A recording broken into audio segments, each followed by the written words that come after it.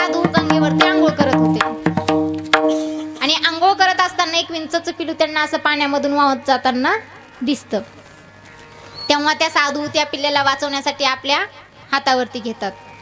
जसं त्या पिल्लाला ते साधू हातावरती घेतात तसं ते पिल्लू काय करतं, त्यांना दंश करतं. बोलून चालून ते कायचं पिल्लू होतं, विंचवाचं. जसं ते साधू हातावरती घेतात तसं ते पिल्लू त्यांना दंश करतं आणि ते वेदना होतात म्हणून हात झटकतात. तसं ते पिल्लू परत पाण्यामध्ये पडतं. पाण्यामध्ये पडतं. परत ते साधू त्याला वाचवण्यासाठी हातावरती घेतात. परत ते पिल्लू त्यांना दंश करतं. परत ते साधू हात झटकतात. परत ते पाण्यामध्ये पडतं. असं अनेक वेळा होतं. तेव्हा बाजूला एक सद्गृहस्थ उभा होता. तो सद्गृहस्थ म्हणतो, बाबा अहो कधीपासून तुम्ही त्या विंचवाच्या पिल्लाला वाचवण्याचा प्रयत्न करत आहात आणि ते पिल्लू तुम्हाला दंश करत आहे. जाऊ दे ना, मेला तर मेला, आपल्याला काय करायचं त्याच्यावरून.